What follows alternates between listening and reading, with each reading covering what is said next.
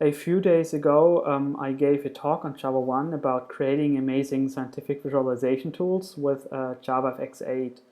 And some of you asked me whether there would be a recording, and unfortunately there is not. So this is why we have this little tutorial now, because I decided to create a small screencast on the main topics of the talk.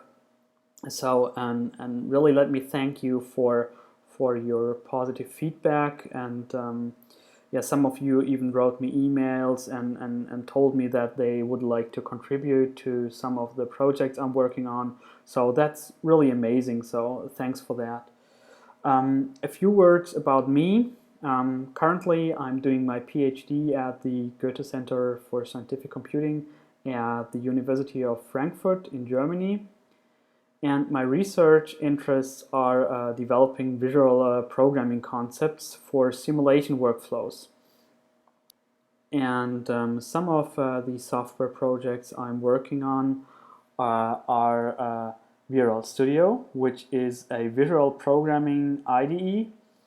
It's based on Java and Groovy, and the idea behind it is that you can type in source code and compile it while the application is running, and then VRL-Studio will create user interfaces instantly, and you have a connection framework, so you can create data and control flows visually, and you can also invoke methods and so on. So it's really a really nice environment for teaching and prototyping.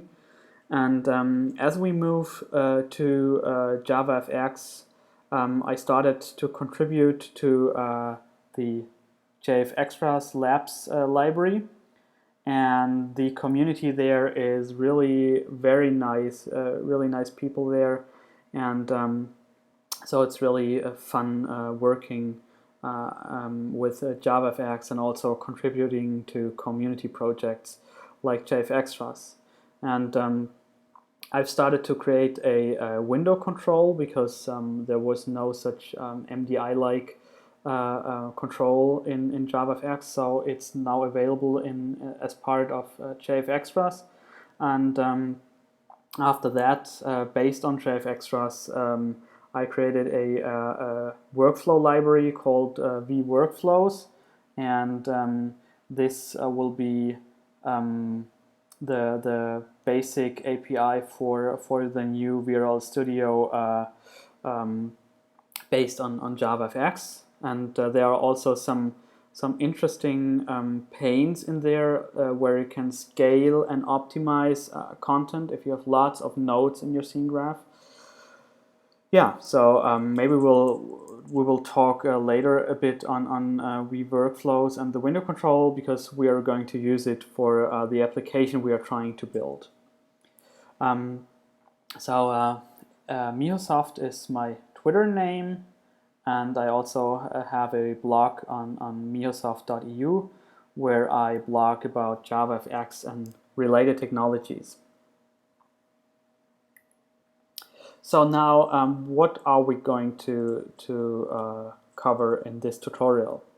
First of all, I'd like to say a few words on the question why one should use JavaFX and when it's a good idea to move from Swing or AWT even. Then after that, we're going to introduce functions, because functions are these objects that we are using to create the data that's later going to be visualized with the 2D plotter and also the 3D plotter.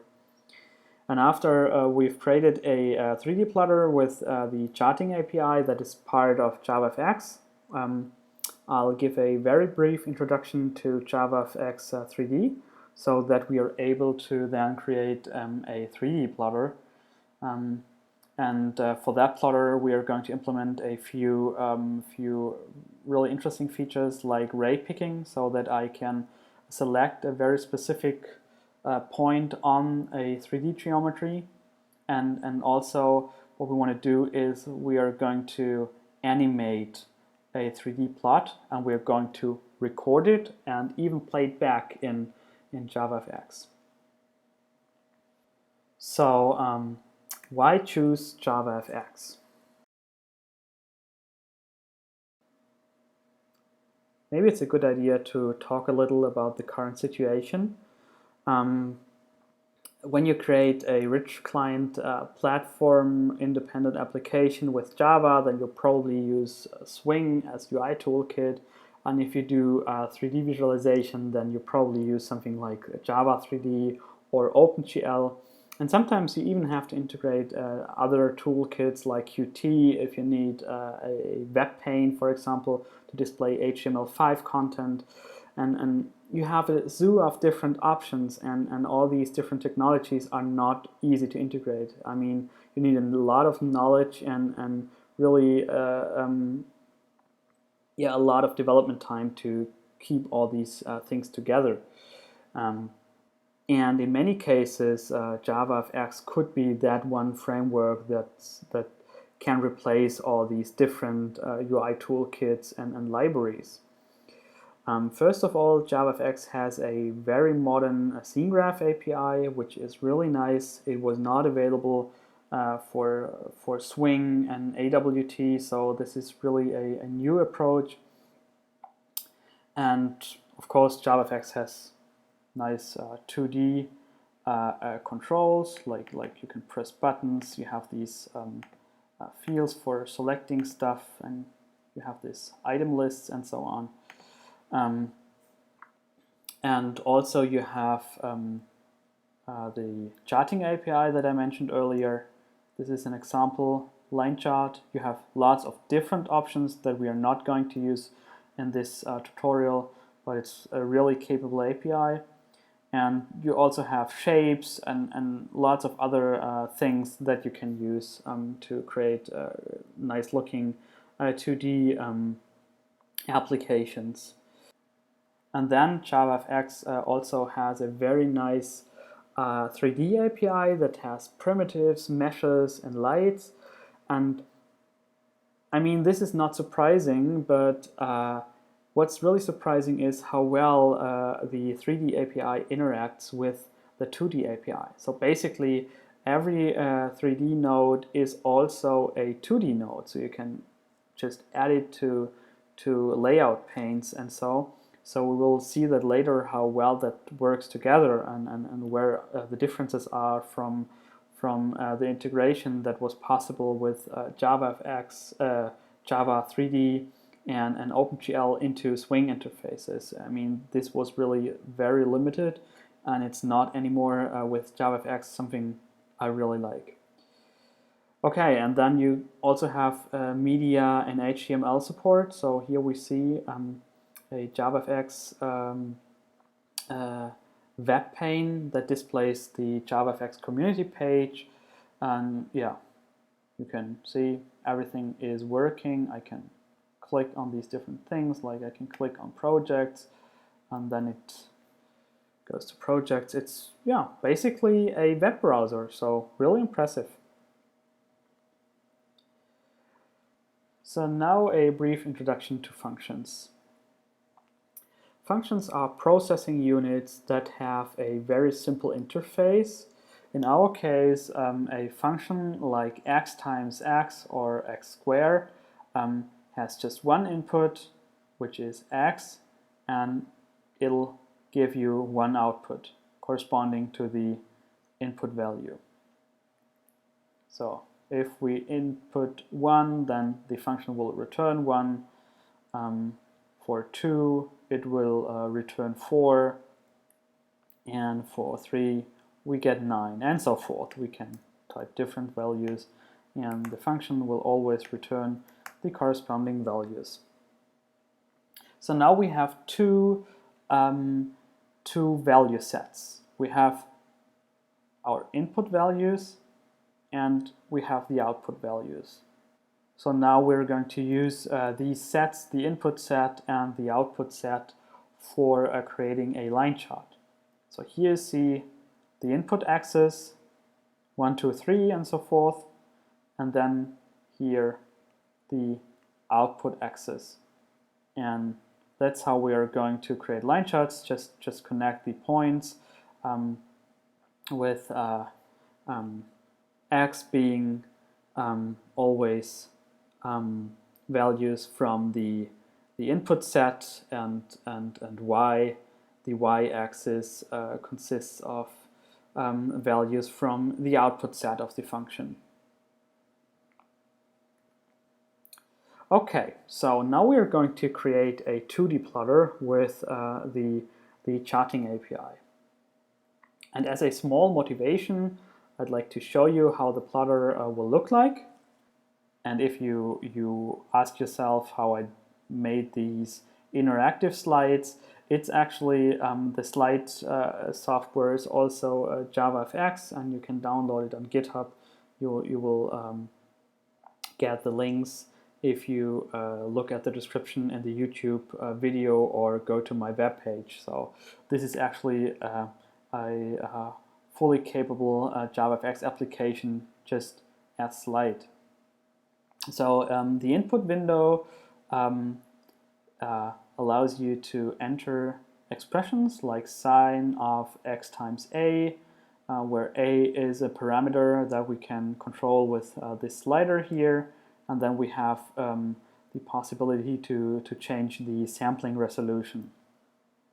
And this is our plotter node, and if we connect them both by dragging a connection from the output connector of the input window to the plotter node, and if we release it, then we get this nice visualization. And by changing parameter a, you see it really nicely animates.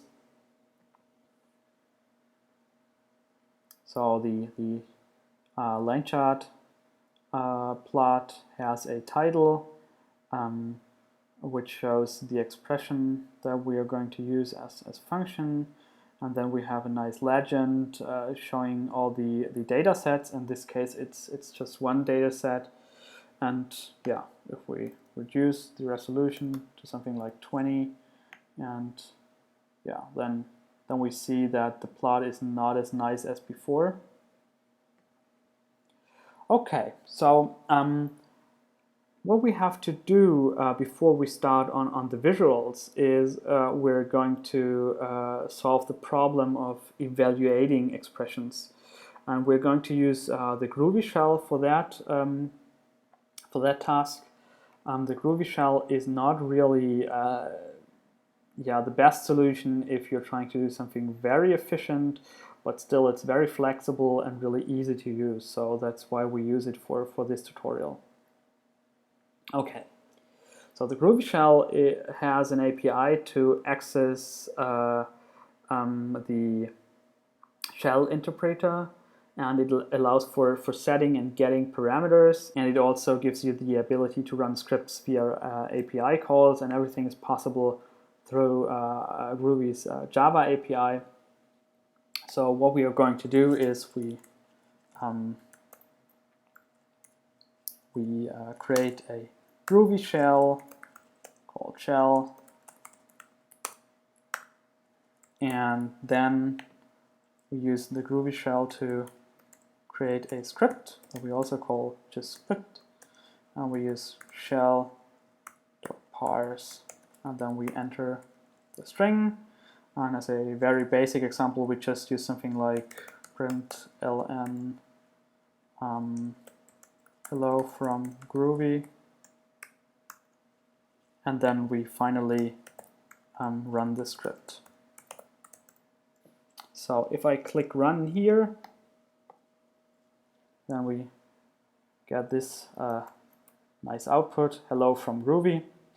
So first create a Groovy shell object, create a script by calling shell.parse, and giving it the string to evaluate, and then we can just run the script. So it's really easy actually, but we have to do something more. We also have to set properties and also read properties back from the script. So this one is slightly more complicated, and because I don't remember everything. I'm just going to press the panic button, so it will fill out everything that we need. The first line looks familiar. We just create a Groovy Shell object, then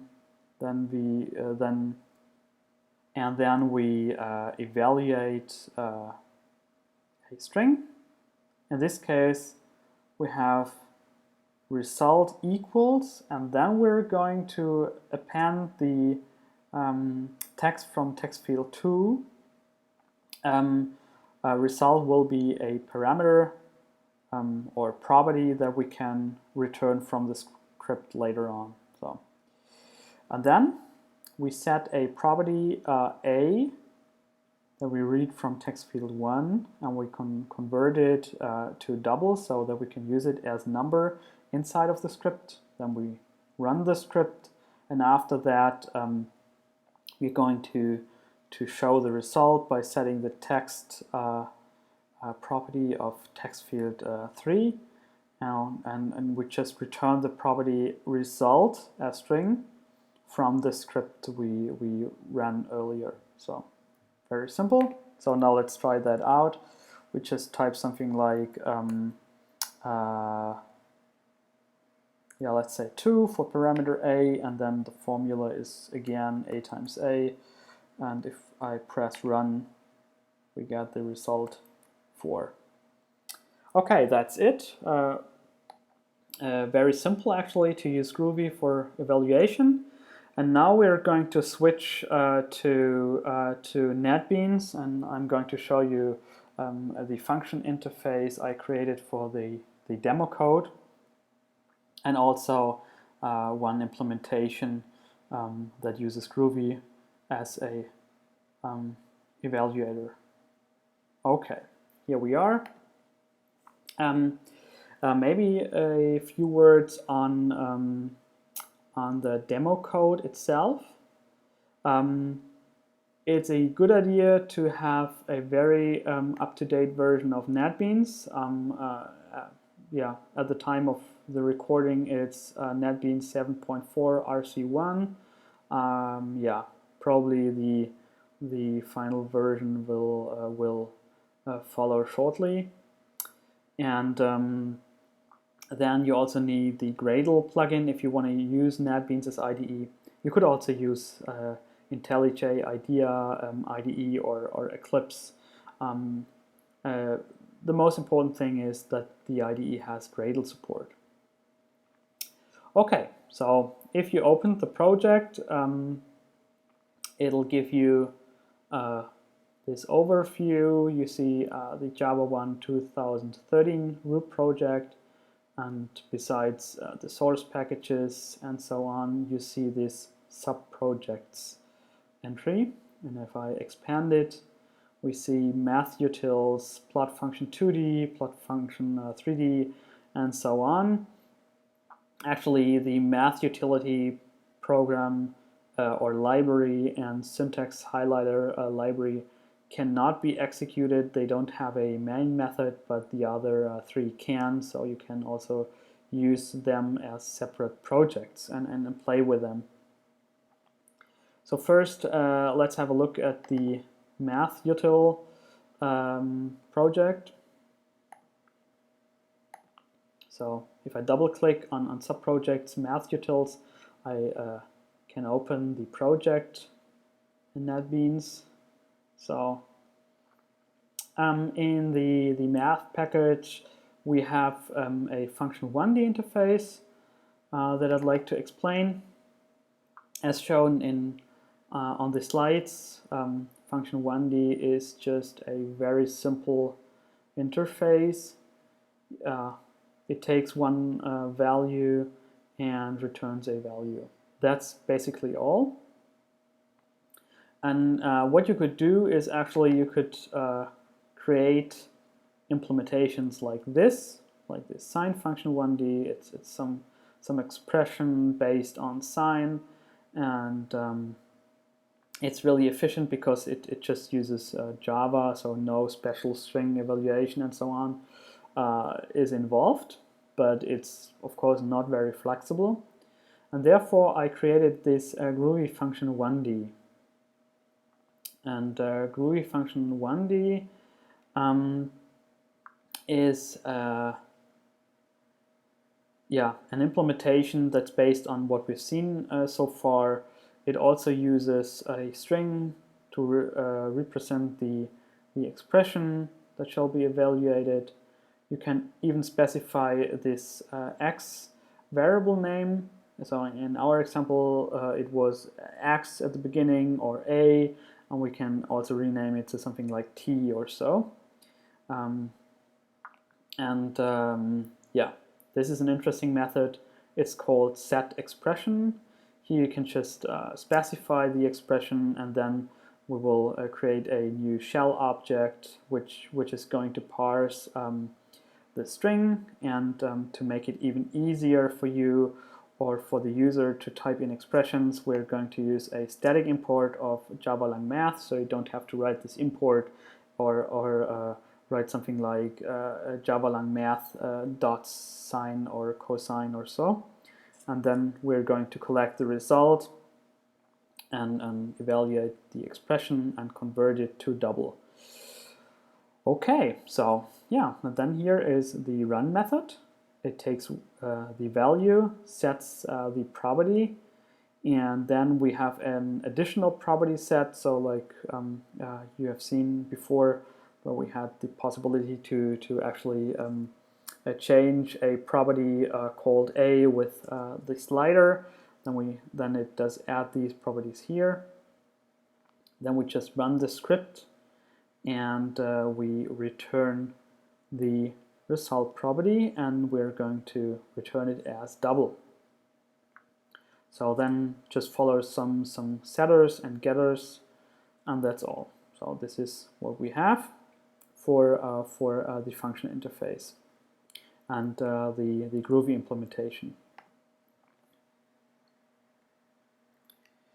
Okay, so the next thing we are going to look at is the LineChart API, and therefore we are going to use XY charts and series which take the data and the x and y values. We can also create axes and style the charts with CSS and so on. Okay, let's go back to code. Therefore, we have a class called MathUtil. You can't instantiate it, it just has static methods, and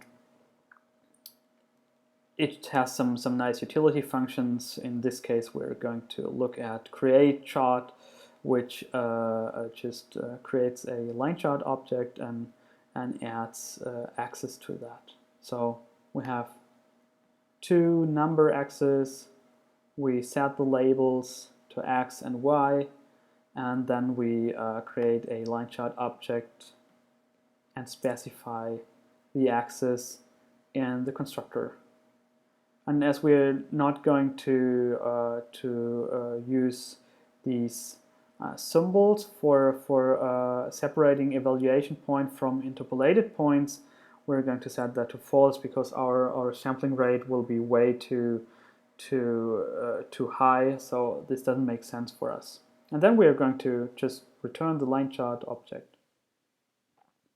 Okay, so maybe we will have a look at the CSS later when we are looking at the actual application. What we have to do now is we have to convert the evaluated values to these XY chart series objects, and then we're going to add a line chart as a child of the window control from JFXtras and V workflows. Okay, so we go back to NetBeans.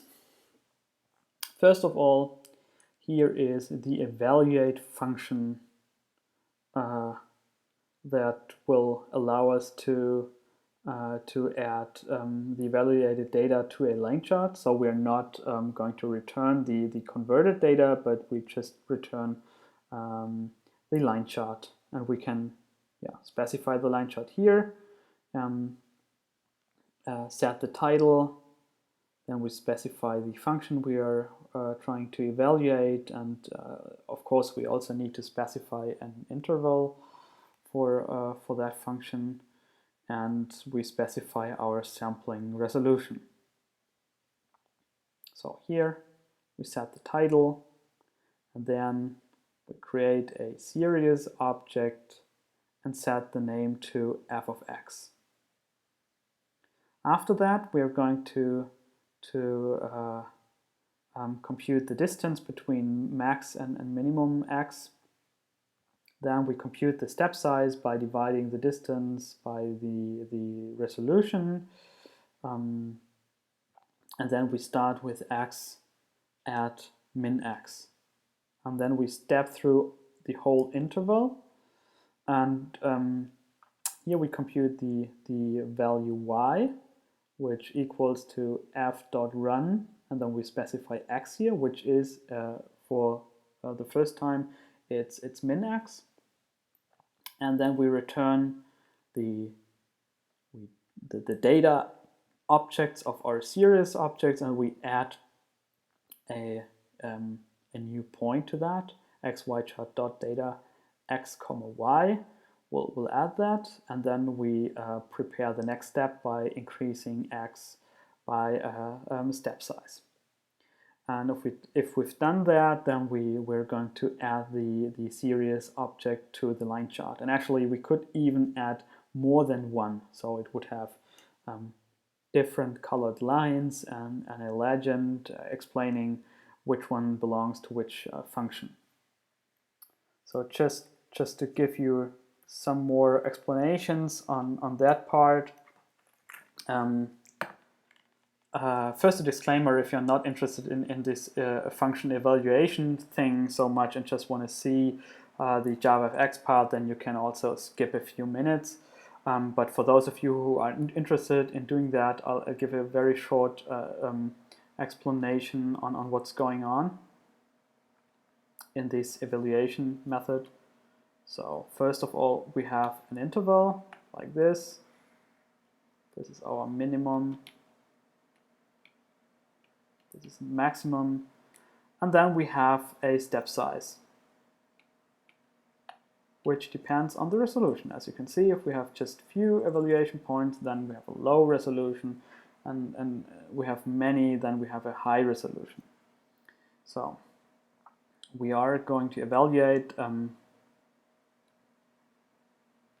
function at these points, and here we can draw the function values. It would look like that.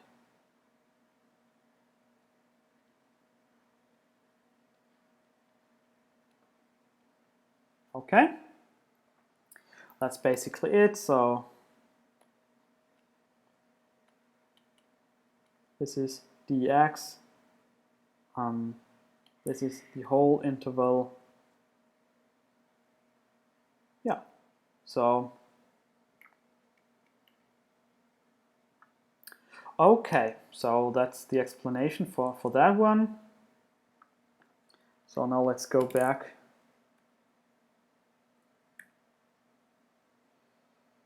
Okay, probably it's the best idea to just look at the plot function 2D project first, and then we're going to explain also how to make the plot interactive with slider and everything.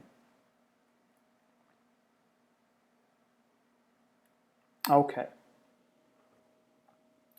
so I just double click on the plot function 2D project to open it in NetBeans. Now I'm collapsing the math-utils project, and we're going to expand the plot function 2D project. So we have one resource package.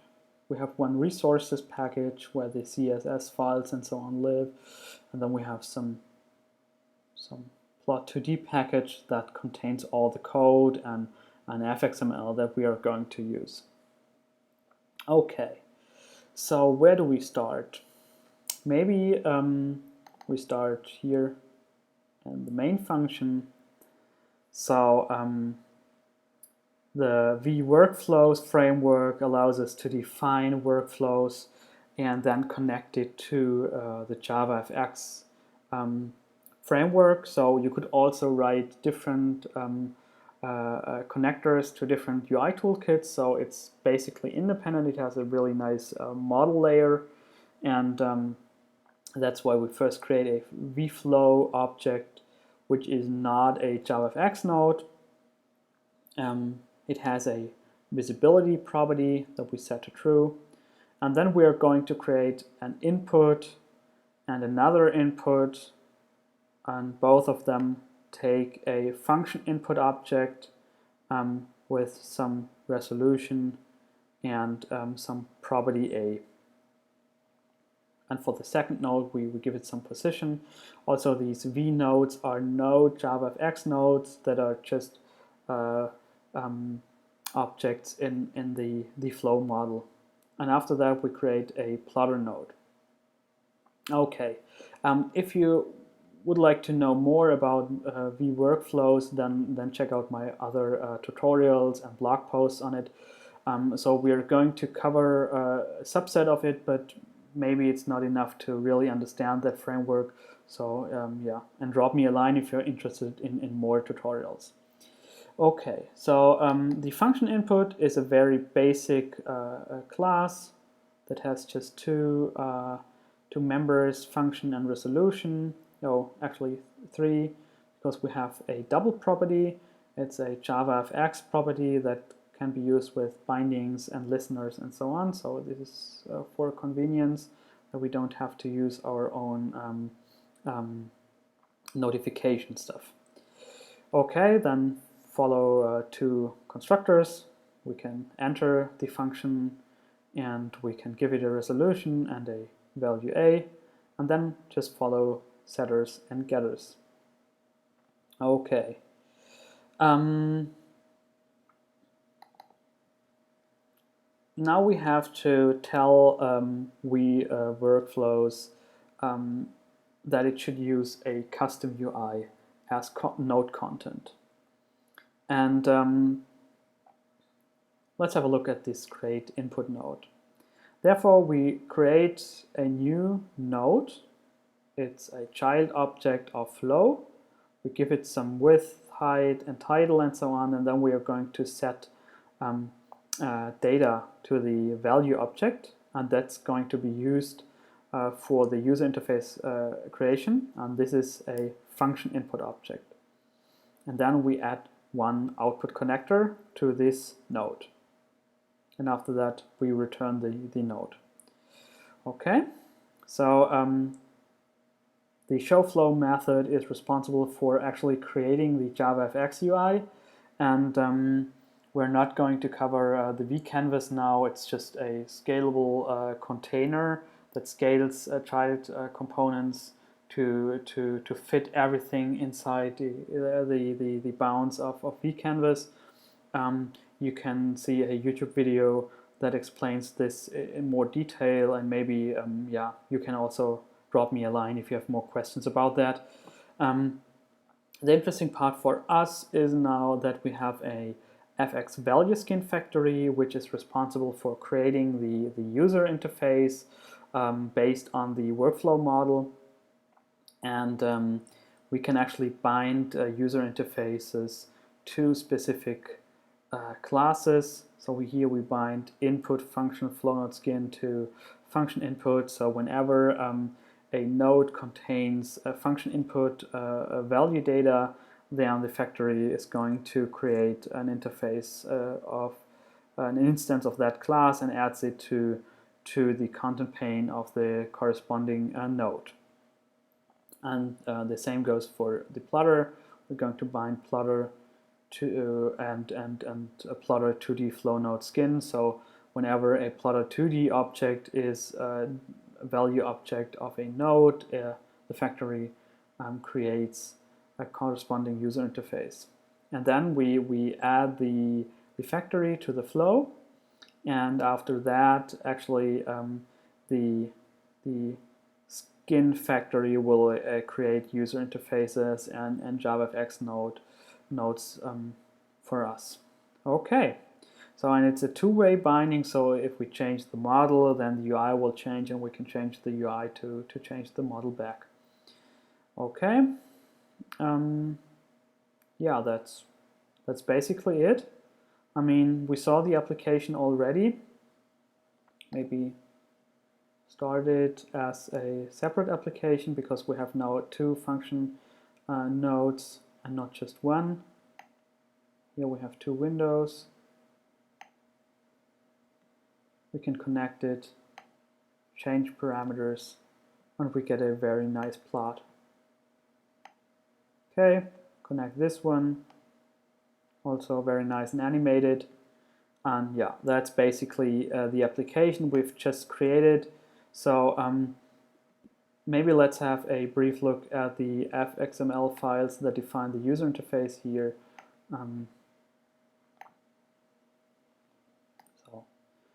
If you've installed the scene builder, you can just double click on input UI and it will fire up scene builder, and that's how I created the user interfaces. And here we see an anchor pane that contains labels and text fields basically, and one slider. And we have some CSS that changes the background of this text field here. And as we're not going to cover CSS very much in the talk, I'll just tell you that I used stuff that I wrote in Inkscape to create a nice background, and I was lazy and just used an image here as background, but it works very nicely.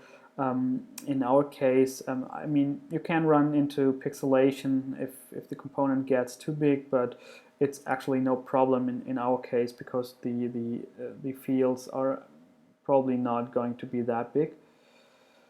Okay, and of course we use some FX IDs, and we have a controller where these fields are defined. Here we have text fields, sliders, and so on. And whenever we press return in a text field, then we're going to update the input object, and we can of course get and set inputs. And if we set an input, then we're going to update the text fields, and then we're going to add a listener to the param slider value property, so that we can update the input object, or more specific, the A property based on param slider positions. Okay, and then we also update the param text field, which is not editable in our case. It just is a display for this double value, so we could have used a label here. Okay, and also the Platter UI was made with Scene Builder. Actually, in this case, I could have done it in code as well because it's very simple, but I wanted to start experimenting with it, so maybe we will have a more fancy Platter in the future. So also here, nothing special. We just have a few panes, and this anchor pane will actually be the pane that contains the Platter, and this pane here, I created it for adding effects and stuff. It's not there yet, so just ignore that pane. Okay, so the Platter. Yeah, we didn't see the Platter, so let's look at the Platter first. I mean, you give it a function input and a line chart, and then it is going to create the Groovy function that we've seen earlier.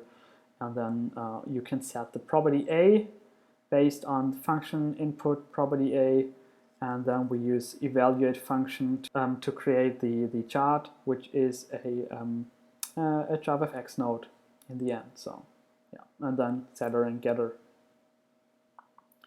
And the Platter UI controller that corresponds to the fxml file. yeah, it has some register listener method that we're going to use whenever we set a node, which in this case is a workflow node again, no JavaFX node. And what we do here is that we're listening to the property basically, and then we're going to update the line chart whenever the value changes. And we just create a new chart, and we use the plotter object that we obtained here from the model. It looks a bit complicated, but it's really not actually, and because we're just returning a value, nothing more.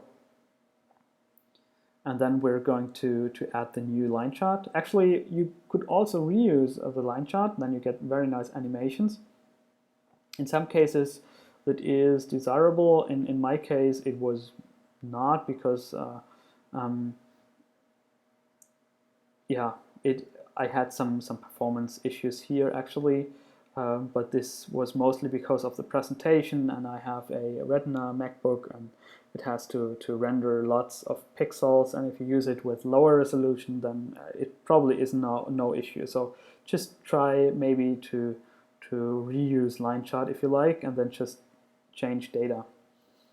Okay, and then we add a connection event listener, so that whenever we establish a connection between the function input window and the plotter window, that we are going to actually create a line chart.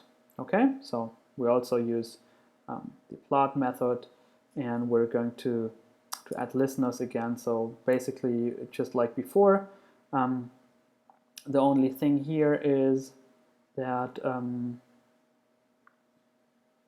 yeah, we're going to set the function input object based on the sender of the connection, which is workflow specific now. So no details here. As I said before, if you like more, then just drop me a line. So yeah, just if we remove a connection, we're going to clear the content, and we're going to remove the property listener. And if we are establishing a connection, then we're going to actually create a line chart object, and then we plot again, just like before. Okay, that's basically the 2D plotter.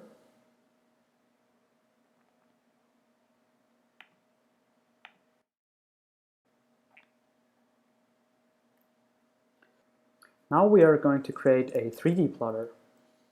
As before, some motivation.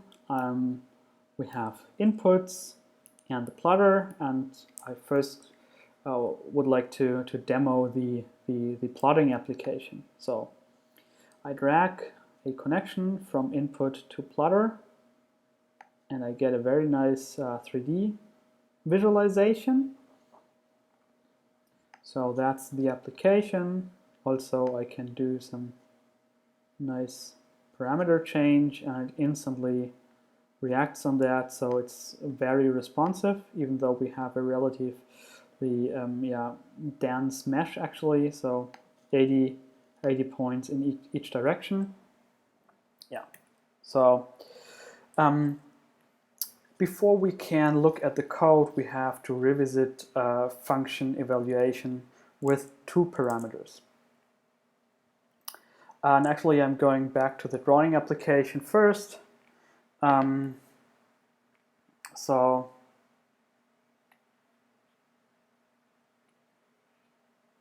what we can do now is,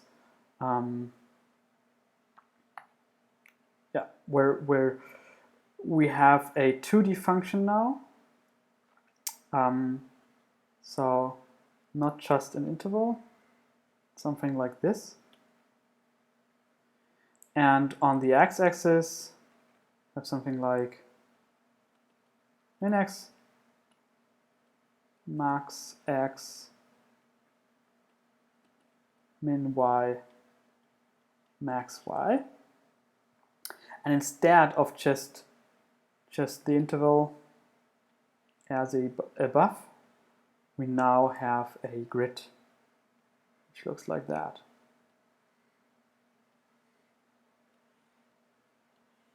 Okay.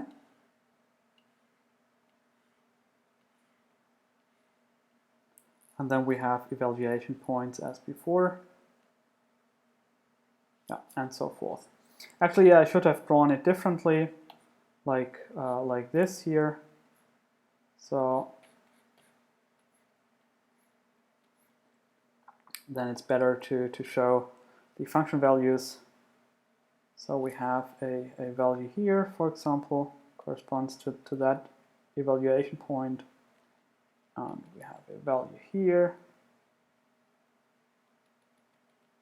here, and so on. So we just have a cloud, a point cloud at the moment. So we have to fix that. But let's first go to the code, just for a moment.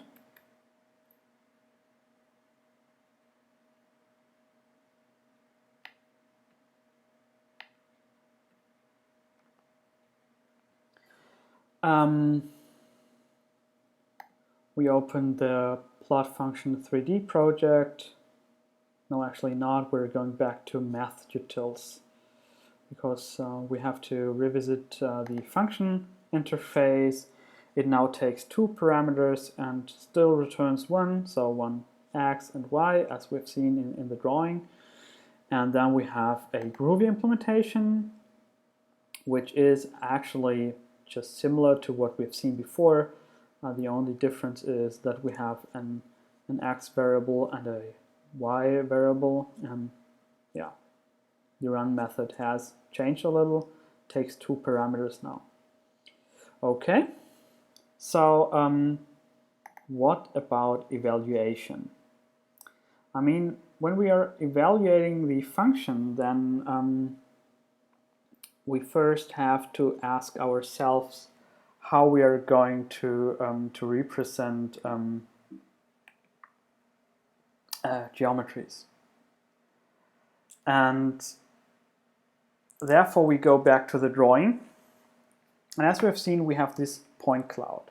And I think it's quite logical that we have this grid here consisting of x and y. And we have these points, which is just the third axis and is the function value at these points. Yeah.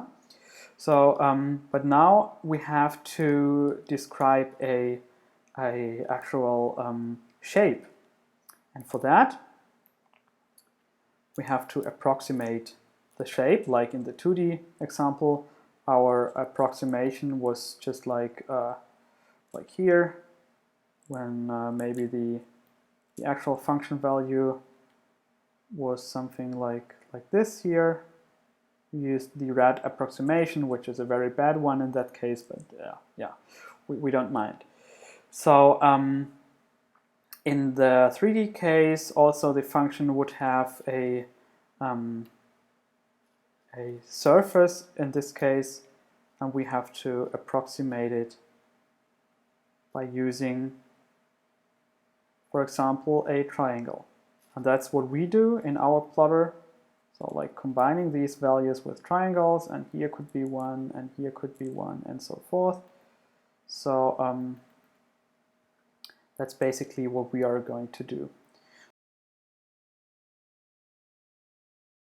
Okay, so if we have a real-world object like a sphere, for example, then I could describe it by using triangles. It is an approximation to that sphere. Okay, so we use red again for approximation, something like this. Okay.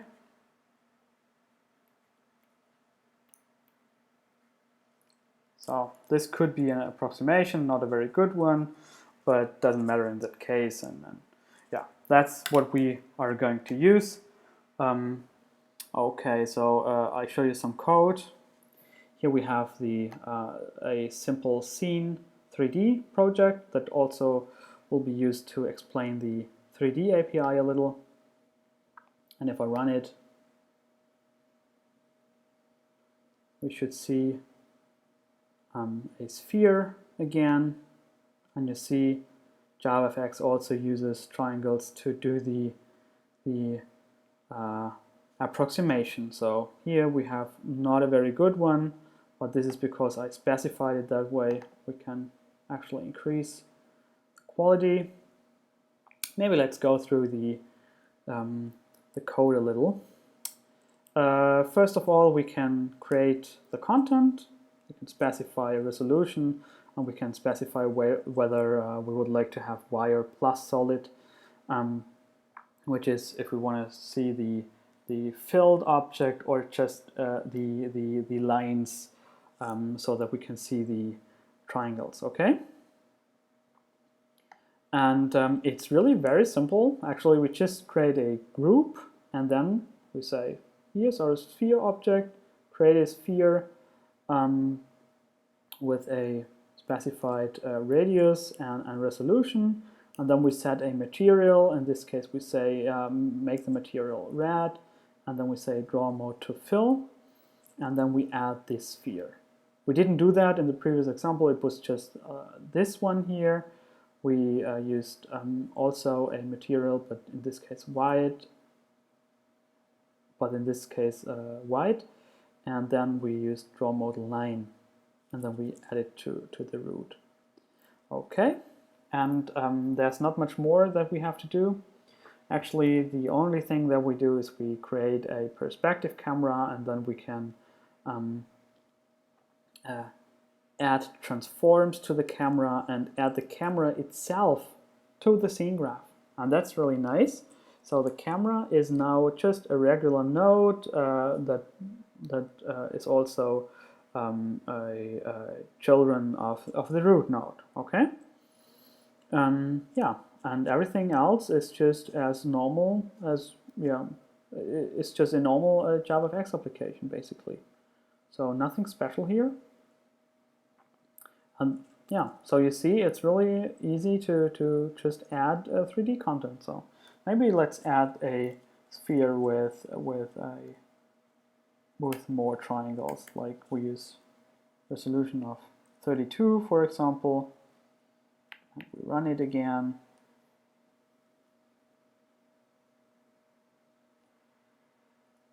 Okay, looks much nicer. Now we can use this wireframe and filled or solid visualization.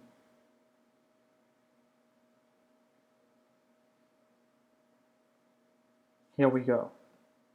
Okay, that's basically it. So now we know everything about 3D that we have to know to create the plotter. So in the 3D plotting application,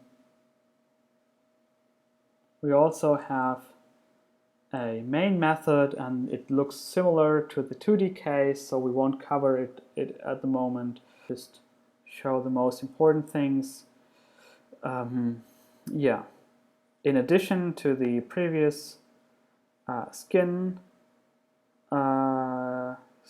classes, we have a selection flow node skin for showing the ray picking thing. We'll run that application in a moment. But before we go deeper into that application, let's look at the math utils again, because we have this evaluation function for 3D plotters as well. It's also part of math utils and is just below the first evaluation function method. And here we also specify the function. We specified resolution in X direction and Y direction. And here we can specify an additional scale factor for the mesh that we are going to create. And then we have min X, min Y, max Y. Okay? And JavaFX provides a triangle mesh object. There are also other mesh options, but we're just using this one.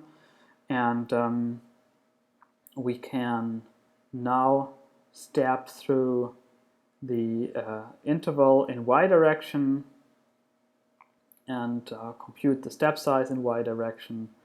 We compute the actual function parameter for y, and then we do the same for x, step size in x, function value in x. And then we're going to add the points to the mesh. And here we just add the values, but the layout is important. So we add fx times scale x first, then y, and then the actual function evaluation, which is basically f.run, and we like to invert this axis, so that's why we have this minus here. And what we have to do also is to set the texture coordinates. We won't cover textures here. We could use it to draw a color map on the surface of the 3D geometry, but we're not going to do that here. So now comes something that I've just looked at in the OpenJFX sample projects. This is how we're going to define the actual triangle. As before, here we just defined the point cloud. You know, remember the drawing? Here we had a point cloud, and now we need to connect them. So these edges define triangles, okay? And let's go back. That's what comes now. And each point has an index, and that's the numbering that we've implicitly defined before. So if we here could do something like 0.1, 0.2, 0.3, and then this triangle would be defined by 1, 2, 3. That's triangle 1, and then we have another one consisting of 1, 3, and 4. 1, 3, 4, and so forth, okay? So that's how we are going to define triangles. The points have been defined earlier, and now we're going to define the triangles themselves. And here we just define this is why it's an integer, because it's all about indices, you know, nothing more. And as we have 4 points here, we define the first triangle and then the second one. Just go back again. We have 4 points, each one evaluated, and then we connect them. Okay? Triangle 1, triangle 2.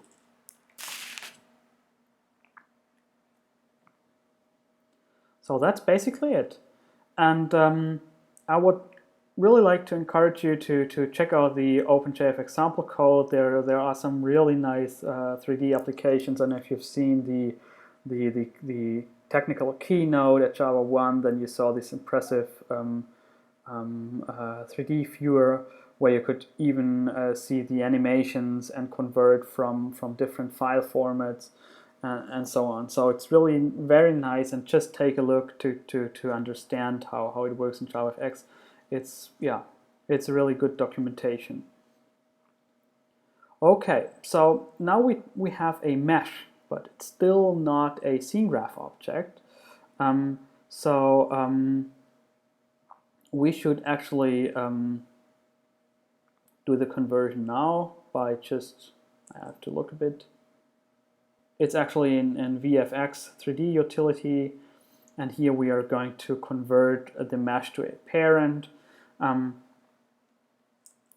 Just very shortly, we have a 3D geometry container, which is a stacked pane that contains a mesh view and a group, because we are going to visualize the ray picking, the selection point, and that's why we are going to use this group for, so that we can add a visualization of that specific location. And here we also specify a clip for this geometry container the default setup in JavaFX is that nodes don't clip at their boundaries, and I really like that, but you can have it if you want. So in this case we want it, so we just use a rectangle for that and bind the rectangle width to the width of the container. Okay, and then we add some mouse behavior for rotation, and this method takes getGroup 2 times, once for saying this is where the rotation should be applied, and then here for which node is the node that should receive the mouse events. In this case it's just the same group, but it could be different. Okay, so we have an event receiver and the node that's going to be transformed. And here is the mouse behavior implementation, and this is how it works. If you've done it in Java 3D before, it was a lot easier because you had these different mouse behaviors already implemented. If you've done it in OpenGL, then you know how to do it yourself.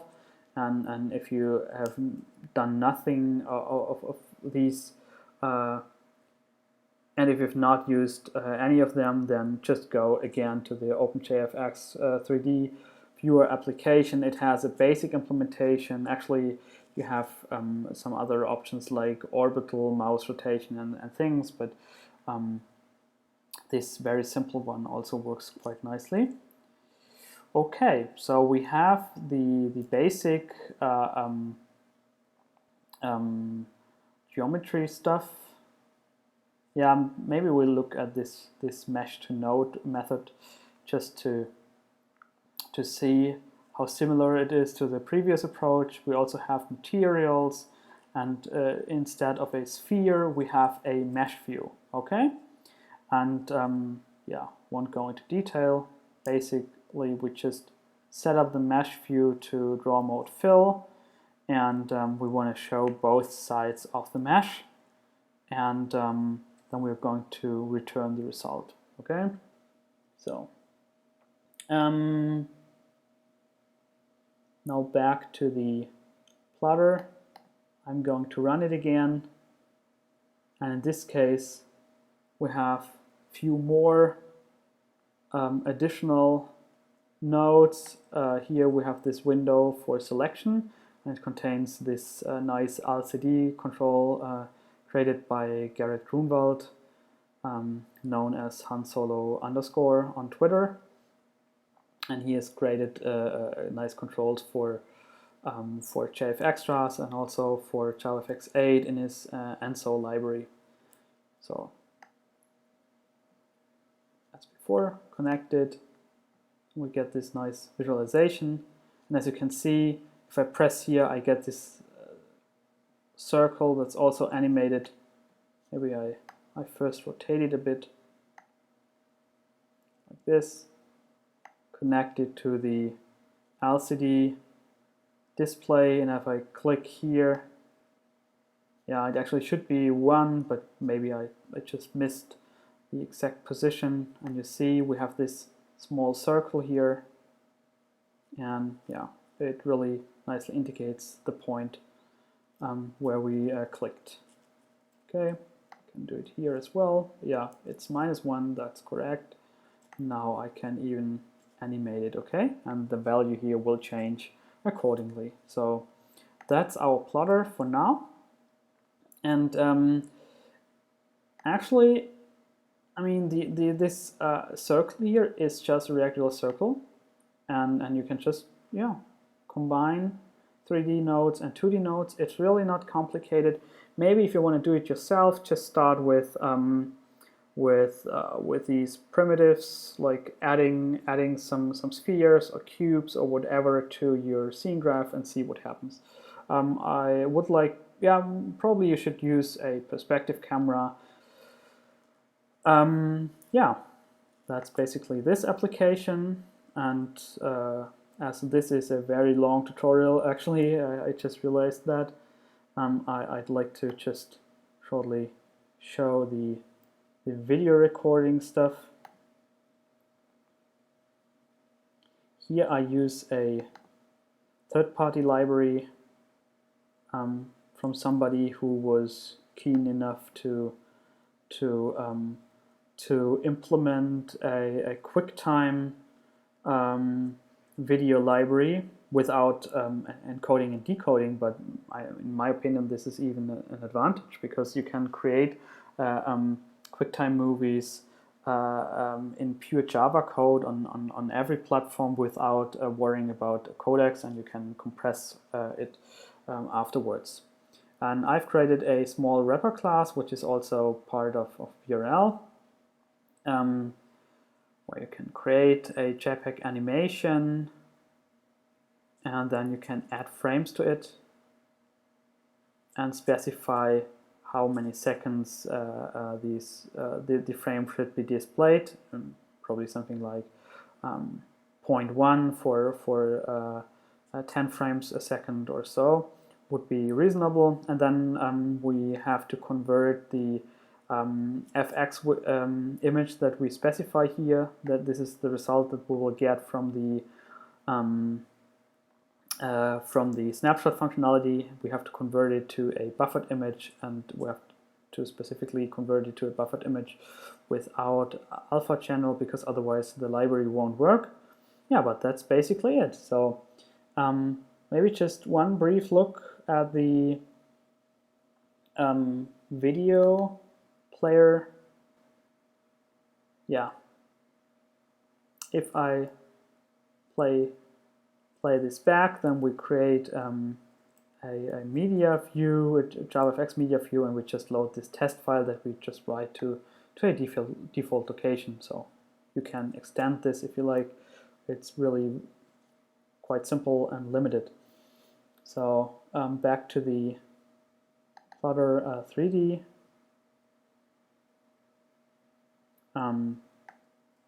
As in the 2D example, we have to create a Groovy function. In this case, we have not a 1D function, but a 2D function.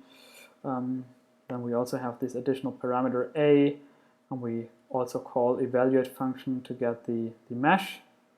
And then we're going to add this mesh to a geometry container, okay? And then we have here this update value method that actually creates the circle. If we have this ray interaction, we click with the second mouse button. Yeah, so that's for the plotter, and maybe it was too fast.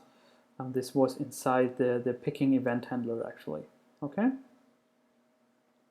and we're going to register it here in the mesh to parent method, and then it's going to do all the necessary steps and add stuff to the geometry container.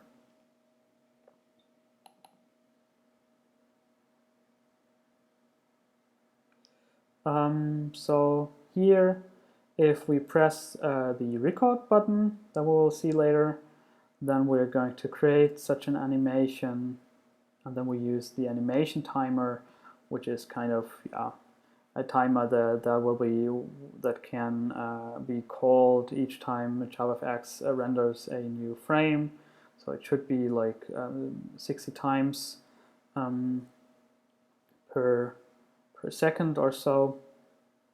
And in our case, we're limiting the number of snapshots to something like 10 per second or so.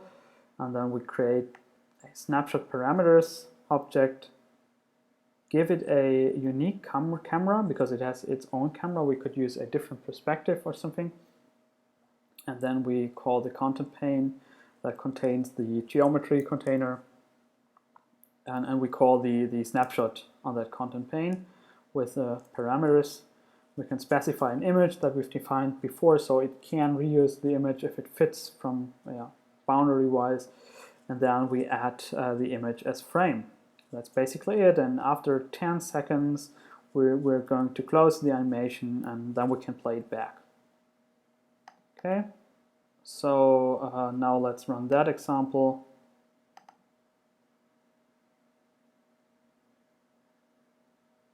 we use here something like video recording. Okay, it's the second package here. The first one was ray picking.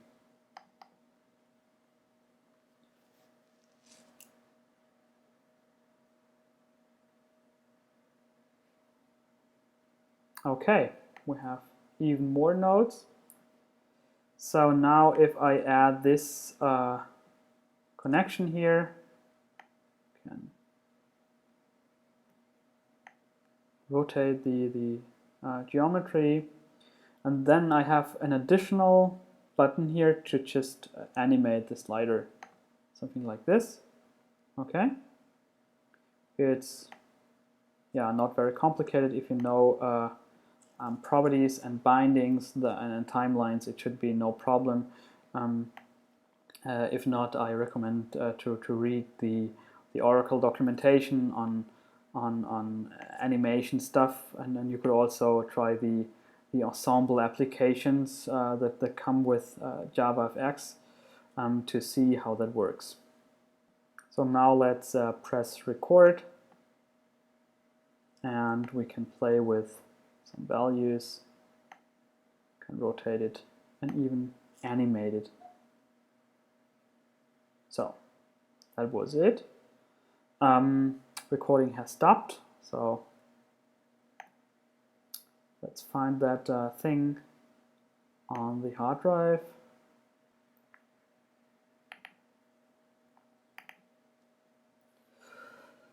So it should be in the, yes, here it is, in this package. I can now open it and I can play back. So nice visualization. I see the rotation and also the animation of parameter A. Okay. And I should also be able to play it back in JavaFX. Yes, I am. I don't know why the colors look so strange, but it's probably a codec problem. But you see, it works. Probably just a bug in the preview release of JavaFX 8.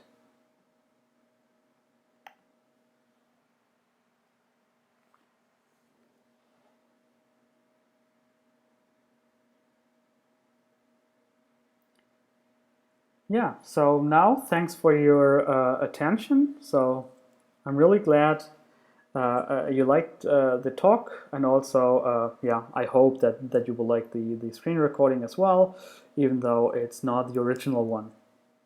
And what you will get if you download the sample code is this JavaFX-based presentation software, which is actually pretty basic. I'm just a regular JavaFX user, so there might be stupid stuff in it. I've tried to do some experiments like these interactive slides with editors and so on. I hope you like that. And also something that I've done is like these milk glass effects and so on. I don't know if that's the right way to do the implementation, but yeah, you can check it out, and I hope you learn from it, and we could also collaborate on different things if you like. So Q&A is now a bit complicated, but yeah, just drop me a line if you have questions or remarks. So yeah, thanks for watching.